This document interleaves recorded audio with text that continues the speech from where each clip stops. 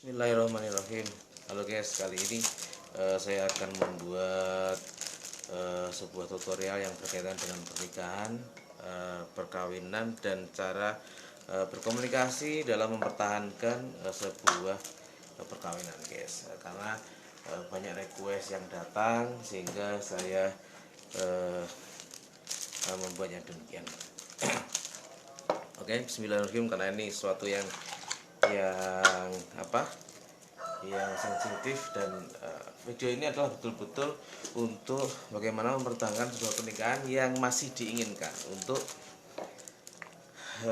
pernikahan ini tetap tidak terjadi sebuah perceraian. Oke guys,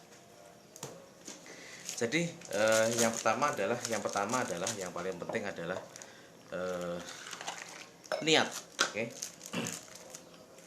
bahwa kita harus sering menyampaikan ini, khususnya bagi kasus ketika istri ya namanya keluarga, biasalah yang namanya tidak harmonis itu adalah biasa, dan mungkin keluarga harmonis itu tidak sampai yang disebut dengan 30%, paling yang harmonis itu cuma 20% ya. Tapi banyak orang yang tidak harmonis sekalipun bisa mempertahankan pernikahan sehingga anak-anak tidak menjadi korban, harapan orang tua juga sesuai apa yang diinginkan.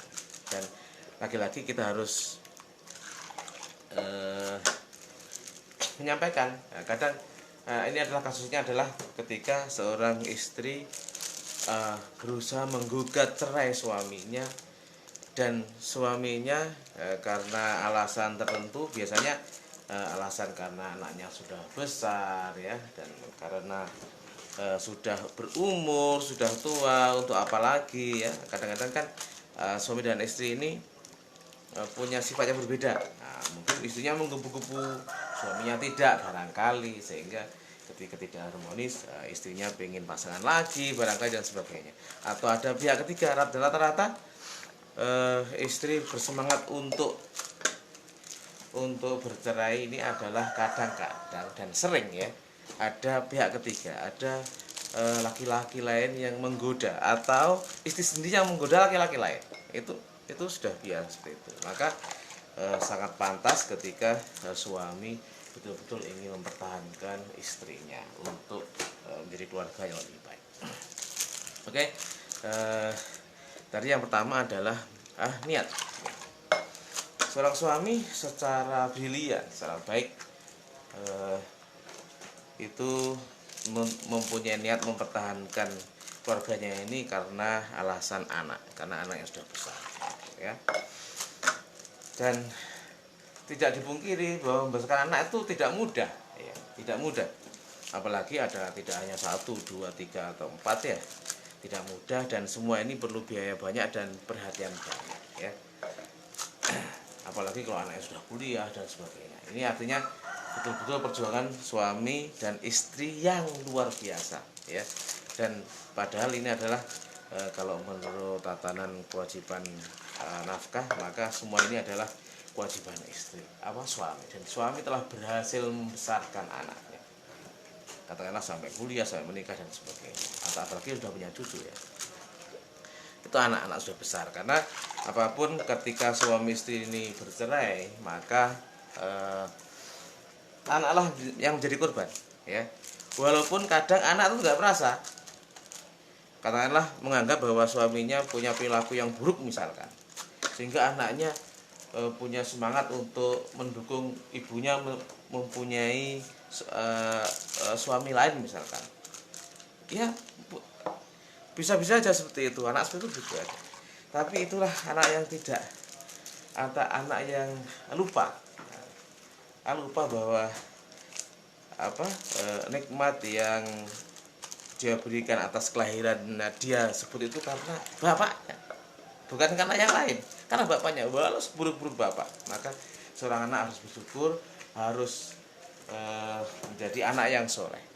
Sebagaimana kita juga harus anak yang soleh, sama ya, walaupun bapak juga harus jadi anak yang soleh, maka semua anak juga jadi anak yang soleh, anak yang selalu berbakti pada orang tuanya, bukan malah anak yang ingin kedua orang tuanya bercerai. walaupun keadaannya kayak apapun, ya. Andaikan keadaannya buruk, orang tuanya buruk semua dua-duanya, maka seorang anak harus berdoa bagaimana bapak ibunya lebih baik, dan salah satu kebaikannya adalah tetap bersatu. Oke, ini adalah eh, niat, jadi karena anak, ya. Yang kedua, alasan untuk tidak bercerai ini adalah karena ingin menjadi anak yang soleh. Oke, betapa banyak seorang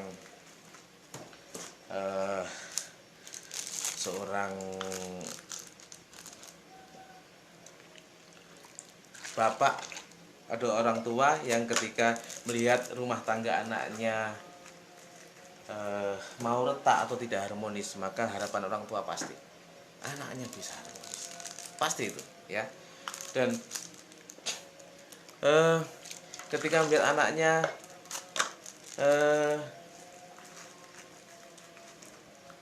mau broken home, mau bercerai, ya, maka apa harapan orang tua? Orang tua harapannya lah jangan sampai itu terjadi. Ya. Terus kenapa bang kok ada orang tua yang mendukung anaknya untuk melakukan perceraian? Itu anaknya, yaitu orang tua yang tidak ingin jadi anak yang soleh. Jadi untuk jadi anak yang soleh adalah tidak hak, ya, tidak hak anak balita pelajar SMP, enggak. Maka kita yang bapak pun itu adalah punya hak untuk menjadi anak yang soleh. Jadi orang tua yang sudah punya cucu, yang sudah buyut, yang sudah tua renta pun dia punya hak jadi anak yang soleh, karena dia juga dilahirkan seorang ibu dan bapak. Oke, jadi kalau pengen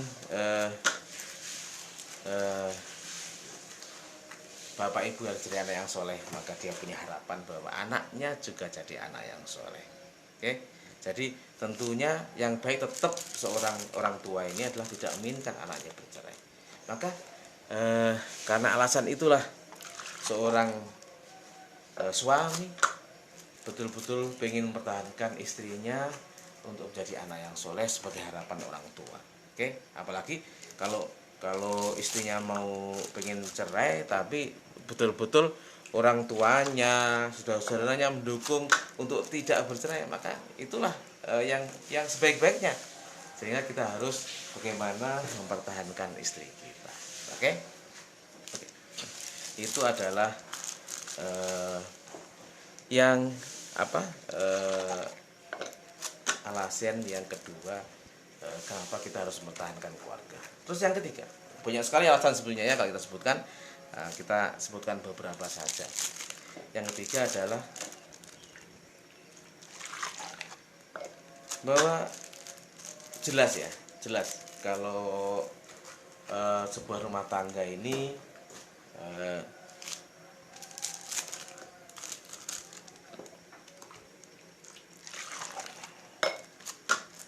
adalah memperoleh kebahagiaan. Tujuannya gitu, pasti ya, untuk berbahagia. Maka ketika ada niat untuk bercerai, berpisah antara istri dengan suami, maka pastilah yang menginginkan perpisahan itu pengen yang lebih bahagia. Oke? Dan bahagianya suami itu apa? Ya harmonis antara suami dan istri. Artinya ketika ada salah satu pengen bercerai ini, sesungguhnya orang yang pengen menggugat cerai ini adalah pengen mengganti pasangannya. Harapannya lebih baik, oke? Nah, cuma kadang ya, ketika umur sudah lanjut, katakanlah 50 tahun ke atas dan sebagainya, apalagi 60 tahun ya, maka kadang bayangan kita yang ingin menggugat cerai suaminya atau mungkin cerai istrinya, kadang hanya sekedar bayangan, belum tentu bahwa yang ketika nanti bercerai betul dan mulai pasangan akan lebih baik, belum tentu. Bahkan bisa juga tidak akan memulai pasangan, ya. Karena apa? Karena emang sudah tua gitu. Beda ketika umur 17, 30 lah, 40 paling tua lah ya. Nah, itu boleh mungkin harapannya bisa terjadi. Tapi kalau sudah tua ya ini sangat berat, walaupun juga bisa juga akan lebih baik. Oke, itu sisi umur ya. Nah, terus alasan yang keempat, alasan yang keempat adalah bahwa ketika seorang istri menggugat suaminya atau suami menggugat istrinya ya, maka inilah kesempatan untuk memperbaiki diri. Oke, berarti kadang orang yang tergugat ini baru sadar ya bahwa ternyata rumah tanggaku separah ini atau tidak harmonisnya separah ini. Maka ini adalah kesempatan untuk memperbaiki diri, untuk saling memaafkan.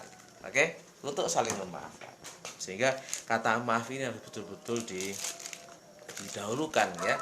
Jadi alasan yang keempat bahwa kita mempertahankan suami istri adalah betul-betul bahwa ayo orang yang menggugat ini kita memperbaiki jauh lebih baik dan tidak banyak mengorbankan banyak pihak, terutama anak, mertua dan sebagainya, saudara, daripada opsi yang kedua yaitu bercerai. Oke, dan memilih pasangan yang lain. Memperbaiki ini baik sekali ya, dan kalau Allah aja Maha Pemaaf, nah ketika suami atau istri minta maaf, kenapa kita nggak maafkan ya, dan harus memaafkan ya. Ini alasan, dan banyak lagi alasan yang tentunya masing-masing punya pemikiran sendiri.